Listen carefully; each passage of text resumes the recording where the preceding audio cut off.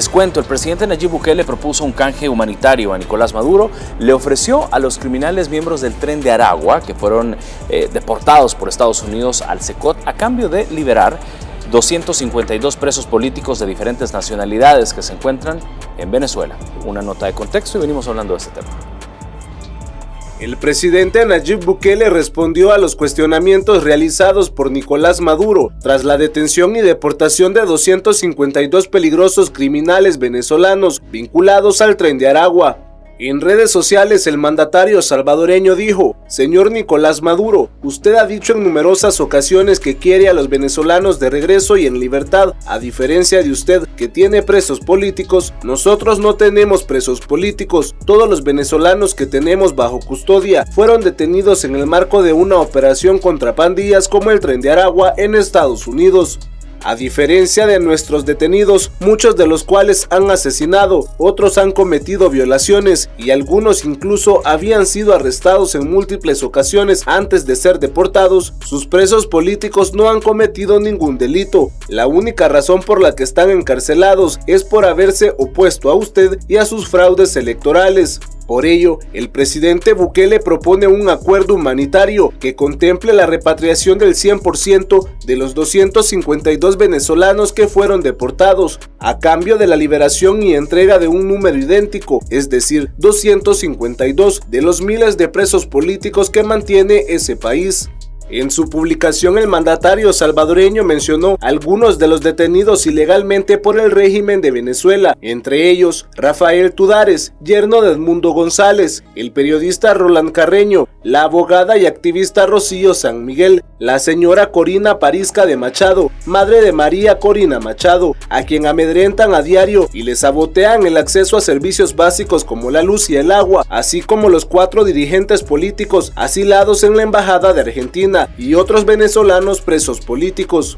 También se incluirán los casi 50 ciudadanos detenidos de otras nacionalidades: estadounidense, alemana, dominicana, argentina, boliviana, israelí, chilena, colombiana, ecuatoriana, española, francesa, guyanesa, neerlandesa, iraní, italiana, libanesa, mexicana, peruana, puertorriqueña, ucraniana, uruguaya, portuguesa y checa.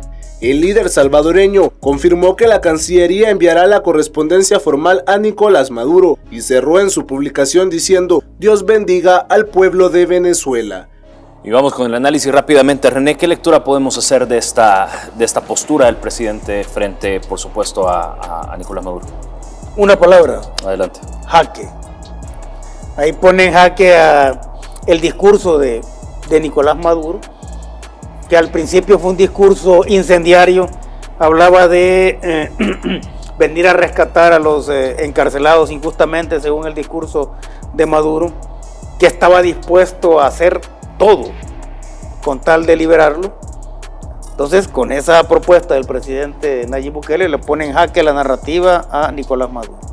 Pone en jaque también la narrativa y todas las banderas de lucha que han levantado acá en El Salvador los opositores en torno a estos que están depositados en el CECOT, ¿verdad? Pero su proceso es en los Estados Unidos, pues. Sí. Toda la parte procesal que tiene que ver con el caso particular de cada uno de ellos, eso lo vas a resolver en Estados Unidos. Sin embargo, se le pone jaque también a la narrativa de los opositores, porque se les dice, bueno, Nicolás Maduro dice que está dispuesto a hacer todo con tal de recuperar a estas personas. Entonces aquí está la propuesta: intercambiamos estos 252 presos por los presos políticos que tiene Nicolás Maduro. Y el jaque mate viene precisamente de la movida que hace el propio Nicolás Maduro con la respuesta que le da al presidente Nayib Bukele. Y es que lo deja sin palabras. Si tú has afirmado públicamente y beligerantemente que estás dispuesto a todo con tal de rescatar, es la palabra que ha usado, ¿no?, de rescatar a estos presos, y te hacen una propuesta de esta naturaleza que no está mediada por acciones militares ni nada por el estilo, sino que es una simple cuestión humanitaria, si lo queremos ver en esos términos, entonces ahí te cortan cualquier tipo de respuesta. Entonces, ya no podría, al menos dentro de lo que es la ética política, Nicolás Maduro seguir abogando por estos presos si él se ha negado a esa propuesta del presidente Nayib Bukele. Entonces, te decía, en una frase, ¿qué significó eso? Jaque a Nicolás Maduro y a la narrativa de los opositores en El Salvador. Mauricio. Bueno, hay varias cosas que ahora tienen sentido y justamente el presidente ha sabido manejar muy bien las cartas en el sentido de que a nivel geopolítico esto se ha convertido ya en una ofensiva diplomática en contra de El Salvador. Hay que decirlo de esta manera. Y acá los opositores locales, los criollos, ahí andan hablando del tema, pero tenemos allá a un congresista, a un senador norteamericano que vino recientemente, Vin Holling creo que es. Luego tenemos el pronunciamiento de Nicolás Maduro y luego en la madrugada aparece Gustavo Petro hablando de lo mismo. Pero es que hay cosas que no se han dicho y yo me voy a permitir aclarar por qué razón el interés de Nicolás Maduro en tratar de llevarse a sus presos para allá. De todos es conocido que son miembros del Tren de Aragua y el Tren de Aragua es un grupo terrorista que nace en la cárcel de Socorón. Se convierte a su vez en un matrimonio de este grupo con los gobiernos a un principio de Hugo Chávez y luego la continuidad con Nicolás Maduro. ¿Qué es lo que se les vincula a ellos? En primer lugar, el tema de los privilegios que no se tienen en El Salvador. Y aquí hagamos un símil. Cuando gobernaba el FMLN, las cárceles de El Salvador, digo porque yo trabajé para centros penales un tiempo, las cárceles en El Salvador se habían convertido en cualquier cosa. Ahí donde llegaban prostitutas, llegaban discotecas, llegaba de todo. Sí. ¿Qué es lo que pasa en Venezuela? Los privilegios que el sistema le da a los presos. Primero, tienen discotecas. Bueno, ellos están más avanzados que en El Salvador, como estábamos antes. Tienen piscinas, parques infantiles, casinos, restaurantes con terraza, bares, licorerías, cajeros automáticos, zoológico con pumas y jaguares. Dentro de las cárceles. Dentro de las cárceles. Entonces, esos privilegios aquí en El Salvador ya no existen. Claro. Existieron en los gobiernos de Arena y FMLN. Y el Tren de Aragua y las personas que están ahí detenidas en el CECOT están detenidas por diferentes delitos como extorsión, secuestro, trata de personas, tráfico de oro, que explotan oro en Venezuela, redes de prostitución, control de pasos fronterizos, homicidios, venta de armas, lavado de dinero y tráfico de estupefacientes. Entonces, ¿de qué estamos hablando? De un grupo protegido por el régimen de Venezuela. Y obviamente, como en El Salvador las cosas han cambiado, el CECOT es una cárcel muy dura, por cierto, es de máxima seguridad, obviamente. Y es un modelo penitenciario a seguir, correcto. Claro. Entonces, como no existen los privilegios, él quiere llevarse a sus protegidos, a las personas que diseminó por toda América Latina, porque hay que decirlo, el Tren de Aragua no solamente es Venezuela, no solamente está en Venezuela, está en Colombia, está en Perú, en Chile, en Argentina, en Uruguay, en Guatemala, en México y obviamente en Estados Unidos. Sí. Y es Estados Unidos donde les han puesto tope y obviamente los han capturado y los han mandado para acá. El acuerdo que El Salvador tuvo entre Bukele y Estados Unidos con Donald Trump, obviamente radica en eso. El Salvador ahora es un modelo que todos quieren imitar, que todos quieren tener cómo se hizo en El Salvador para poder erradicar hoy día, según datos oficiales, un 98% de las pandillas, y tener una cárcel de esa naturaleza, pues no la tienen ni los Estados Unidos. Entonces, ¿qué es lo que hace el gobierno norteamericano? Pedirle a El Salvador, téngame estos presos, nosotros vamos a pagar pues su manutención, que son $6 millones. Miren, yo sobre ese punto quiero matizarlo de esta manera. La oposición y algunos opositores radicales se han desbocado hablando de los $6 millones. No son $6 millones, son $10,000 millones. Es decir, hay que considerar que detrás de todo esto hay una negociación que tiene que ver con la población salvadoreña radicada en los Estados Unidos y que son los que cada año mandan un promedio de $10,000 millones en concepto de remesa. Entonces, claro, esta es una negociación del más alto nivel y que por ahí hemos escuchado a secretarios generales de partidos políticos fracasados queriendo tratar de leer algo que no existe, es decir, debieron haber hecho esto o lo otro. La agenda la maneja el presidente Bukele y el presidente Donald Trump, nadie más. Y ellos saben perfectamente los acuerdos a los que se han llegado.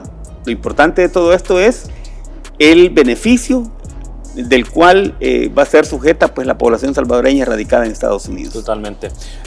Vamos a irnos, no sé si quiere agregar algo. ¿Qué es lo que está detrás de esto? ¿Cuál es el espíritu de la seguridad ciudadana o seguridad nacional desde la perspectiva de Nayib Bukele? La perspectiva de la víctima.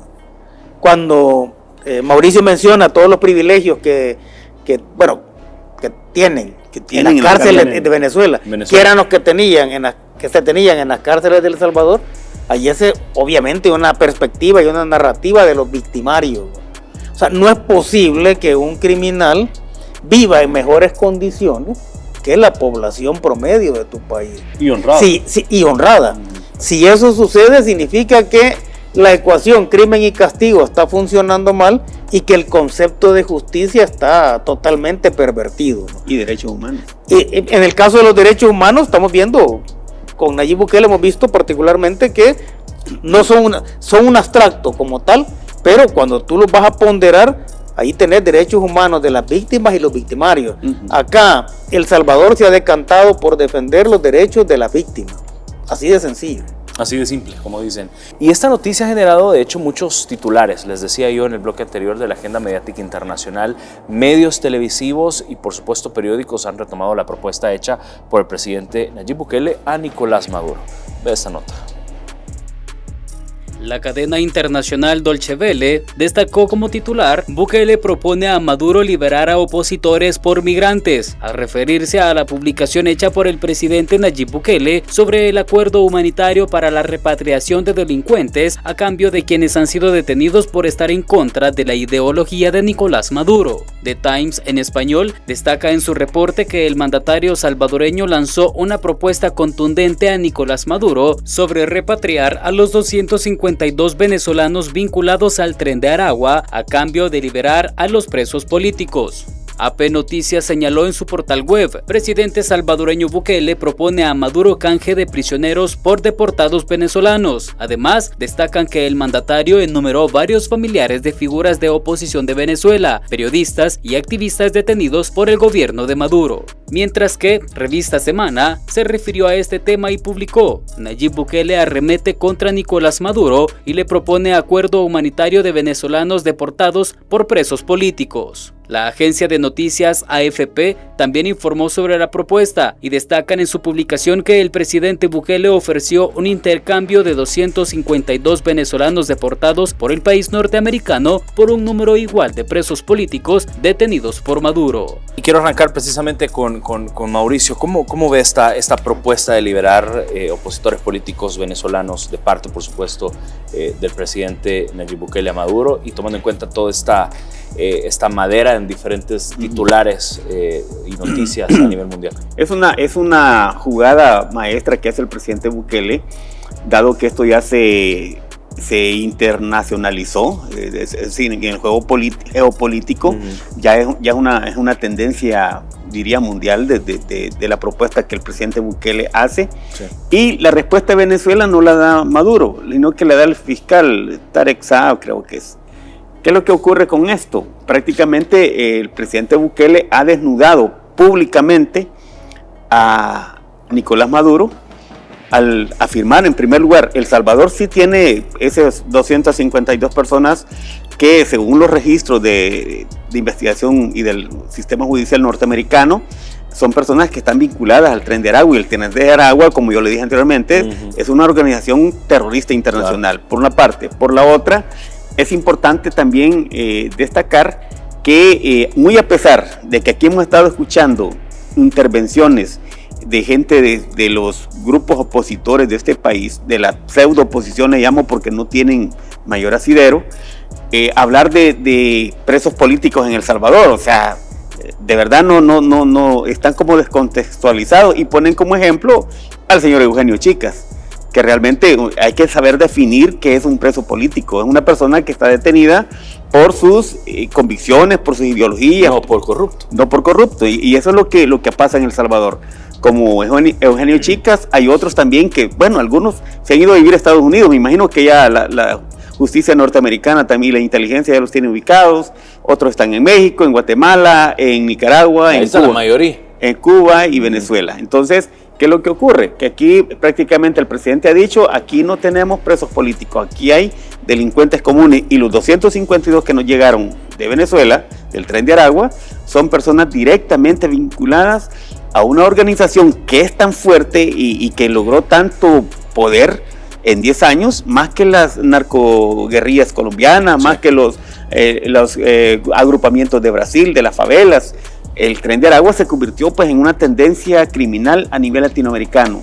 Entonces queda claro de que aquí lo que queda evidenciado es que el presidente Bukele ha demostrado una vez más, y lo tengo que decir públicamente, la habilidad en el manejo de estos temas. Nicolás Maduro, obviamente él tiene un discurso incendiario, pero lamentablemente ya en estas ligas se ve como un gatito tratando de defender cosas que son indefendibles. Ahora bien, me gustaría también analizar René, el tema del silencio que también de Nicolás Maduro también dejó un mensaje. Sí, mira, es la primera vez que el perdedor convierte un jaque en su contra en un jaque mate. El silencio de Maduro es convertir, él mismo convirtió el jaque que le puso el presidente en un jaque mate. La respuesta que dieron, que fue una respuesta, digamos, no institucional, porque no la da Nicolás Maduro, y es él el que había estado abogando más fervientemente por la liberación de estos presos en El Salvador. O sea, él se queda callado porque simple y sencillamente se puso jaque mate él solo. Pues acá estamos hablando de una jugada muy, muy pensada. Estamos hablando de la destrucción de las narrativas, porque se había tomado como una narrativa en contra del Salvador, no solo en contra del presidente Nayib Bukele, ¿no?, sino que en contra de El Salvador, una narrativa para tratar de destruir todo tipo de acciones que el gobierno está impulsando para mejorar las condiciones de vida y para ampliar el concepto de soberanía más allá del territorio, ¿no? Y es que la soberanía no solo radica en el territorio, sino que radica en las personas. Entonces, todas estas negociaciones y estos acuerdos que el presidente Nayib Bukele firmó con Donald Trump, ¿verdad?, forman parte precisamente de esa soberanía que está radicando también en los salvadoreños que viven en los Estados Unidos, ¿verdad? Porque, como te digo, la soberanía no solo es territorio, la soberanía radica también en las personas. Y allá en los Estados Unidos resulta que tenemos alrededor de un 33% de soberanía, porque hay alrededor de, según algunas cuentas, de 3 millones de salvadoreños viviendo allá. Entonces estás ampliando el concepto de soberanía, la narrativa incendiaria, y en el caso de Maduro yo creo que esa narrativa incendiaria tiene dos motivaciones, ¿no?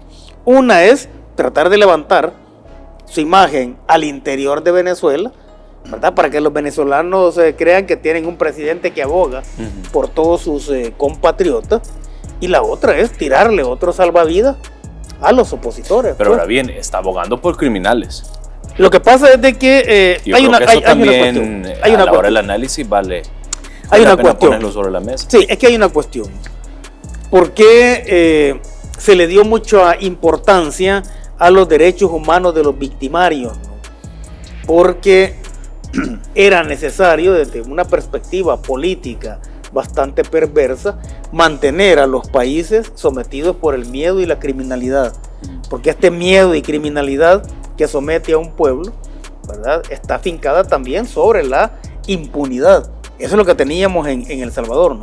O sea, ¿por qué se proliferaron tanto las pandillas? Porque tenían una función no solo política, sino que social, cultural y económica también.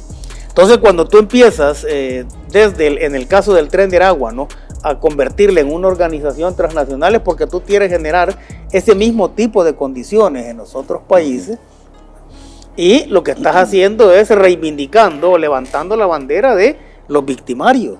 Es que ese es el punto, ¿no? Entonces acá se aboga por criminales, ¿verdad? Y eso no nos debe extrañar a nosotros los salvadoreños en particular, porque lo que vemos de parte de los opositores es precisamente eso, pues.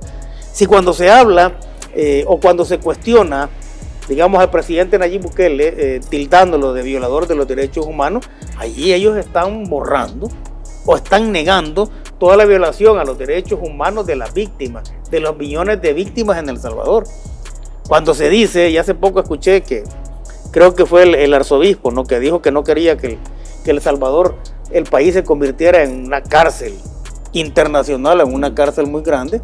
El Salvador, el territorio completo de El Salvador, había sido convertida en una cárcel para todas las víctimas, para todas las personas honradas durante esos 30 años de la era de la gran delincuencia, que no por casualidad coinciden con los 30 años del bipartidismo, pues. Es que era una cárcel.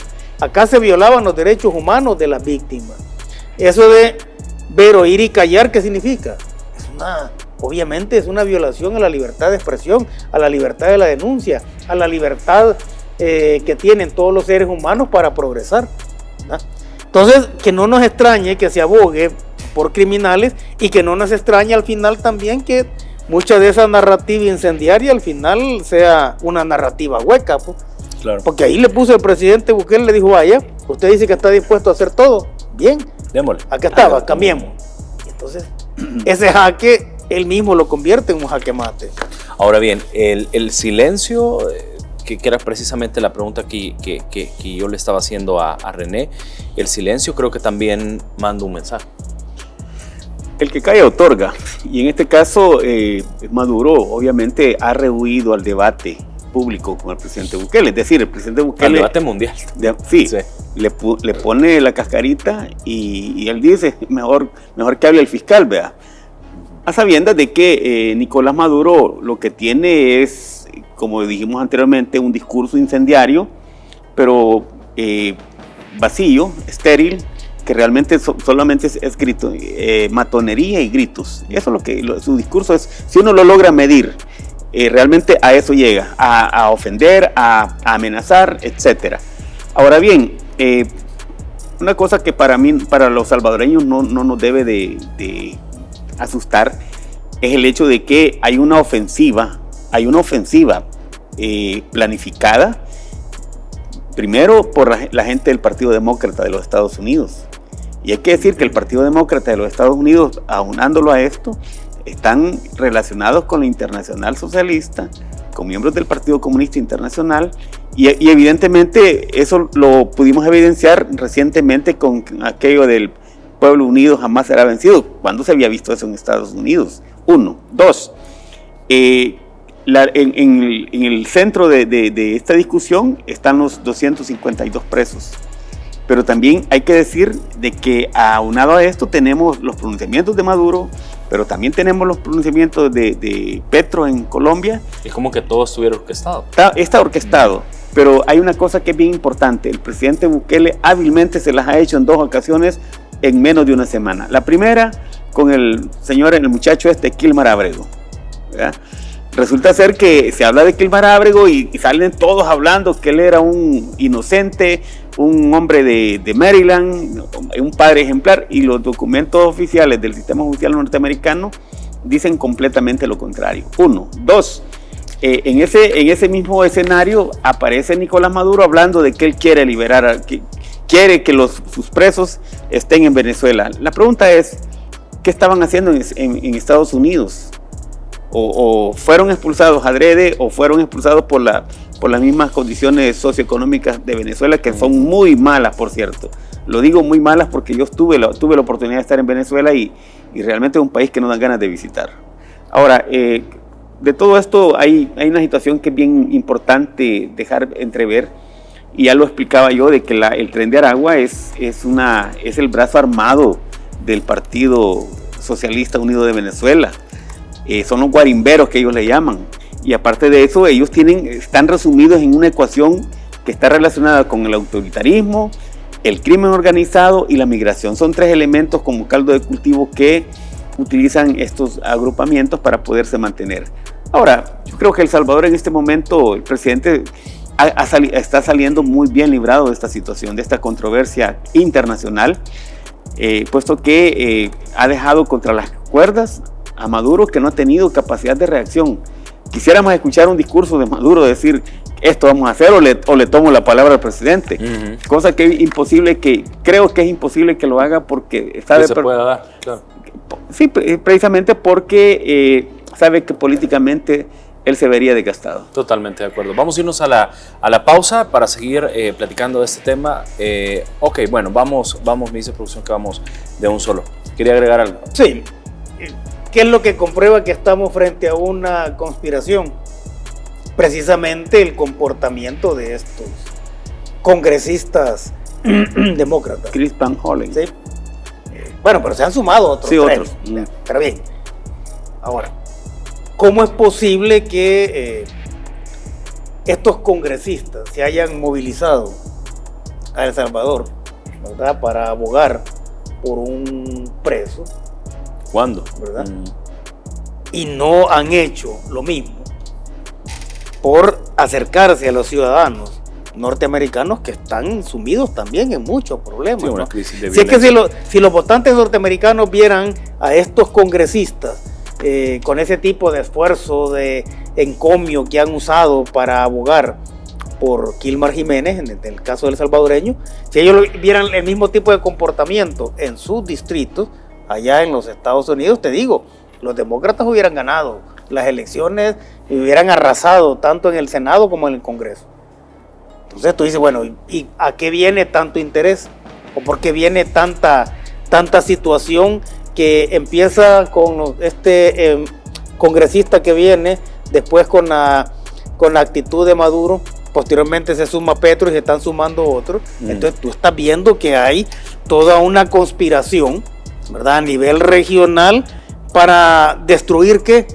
Precisamente el oasis de seguridad ciudadana que se ha formado en El Salvador. Si es que no les conviene, pues, te digo, cualquiera, independientemente de la ideología que tenga, ¿verdad?, aplaudiría todo el esfuerzo y todos los logros que se han tenido en El Salvador, porque si El Salvador es un país seguro y se está trabajando porque la región lo sea también, en eso se suman todos independientemente de la ideología. Claro, y tomando en cuenta también, y con esto estoy también a punto de terminar, tomando en cuenta que Nayib Bukele ha sido obviamente esa figura modelo de varios países del mundo y donde obviamente sus ciudadanos han dicho, si eso está pasando en El Salvador, ¿por qué no está pasando en mis países? Exactamente. Hay una cosa que es importante dejarla clara, de que El Salvador, como decimos los sociólogos, genera una ruptura histórica, la historia reciente de El Salvador 2019 para acá. Las cosas se comienzan a hacer diferentes, la oposición política tradicional o criolla se ve reducida a su mínima expresión, y el 90% de la población sigue respaldando las medidas, las políticas impulsadas por el presidente Bukele en diferentes áreas. La oposición dice que solo se habla de seguridad, no, pero veamos hoy en las vacaciones. Sí, claro. Si es que eso estaba a reventar. Bueno, yo particularmente no voy en esos días porque realmente es un poco incómodo, pero viendo las escenas, yo creo, aunque no tenemos datos oficiales, que los 3.9 millones de veraneantes del 2024 fácilmente fueron rebasados hoy en el 2025. Entonces, a partir de todo ese análisis, podemos decir de que El Salvador en este momento está caminando por la vía donde debe caminar. Por supuesto.